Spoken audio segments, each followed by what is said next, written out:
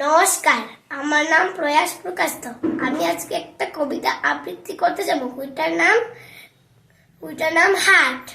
কবি গুরু রবীন্দ্রনাথ ঠাকুর। কুমার পাড়ার গরুর গাড়ি, বোঝাই করা কলসি হাড়ি, গাড়ি চালায় বংশী বদন, সঙ্গে যে যায় ভাগ্নে মদন। হাট বসেছে শুক্রবারে, বক্সিগঞ্জে পদ্মা পারে, জিনিসপত্র জুটিয়ে এনে গ্রামের মানুষ বেচে কেনে।